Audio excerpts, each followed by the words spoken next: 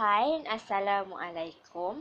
We are students for subject FST 4825 Food Law. This video is about Part 4 of Food Hygiene Regulations 2009, which is Food Handler and will be presented to you by Group B. Do you think everyone can simply be a good food handler? The answer is no. So, let us explore how to be a good food handler. Firstly, food handlers training. They must undergo food handlers training and obtain certificate of food handlers training.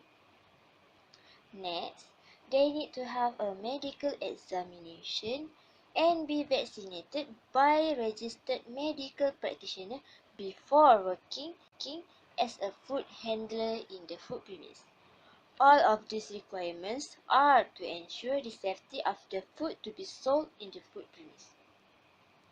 Food handlers who is suffering, carrying, or suspected to have foodborne disease such as diarrhea, vomiting, and nausea will not be allowed to enter the food premise or handling food.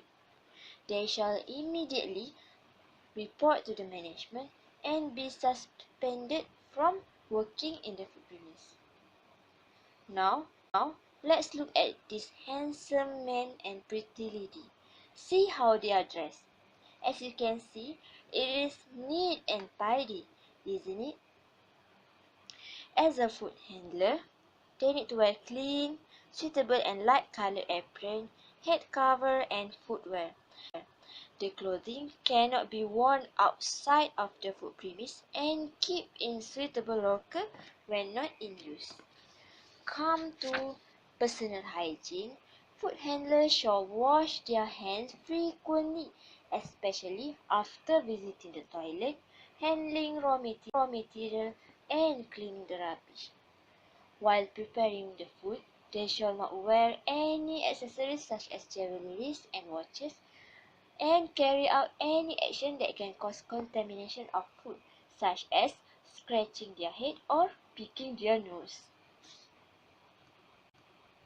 In handling food, appliances, and more, the appliances and container must be maintained in a good condition and disinfected at all times. Food should not be brought into direct contact with materials that can contaminate the food. Different chopping boards are used to cut different types of food.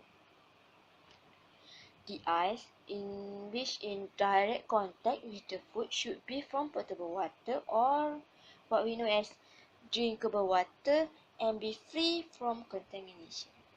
In addition, steam in direct contact with food should not contaminate the food and affect health.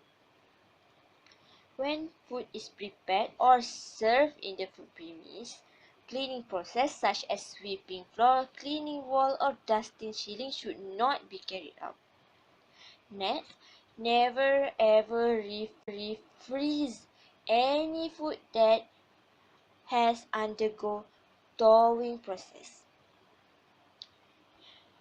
In preparing, packaging and serving of food, food handlers should not use their bare hands to handle the unwrapped food and should prevent others from doing so too.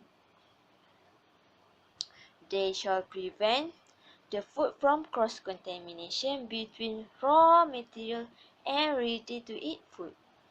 Food packaging needs to provide adequate protection to the food.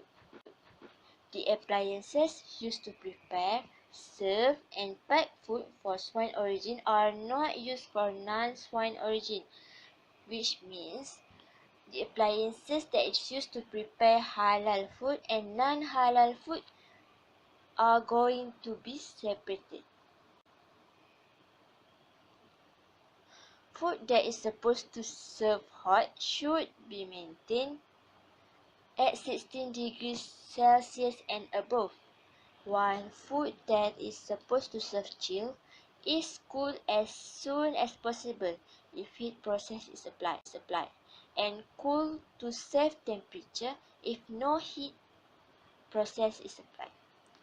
Lastly, during the thawing process, the food must be thawed in a safe temperature which is not in the temperature danger zone of 5 to 60 degrees Celsius. The runoff liquid from thawing process should be drained.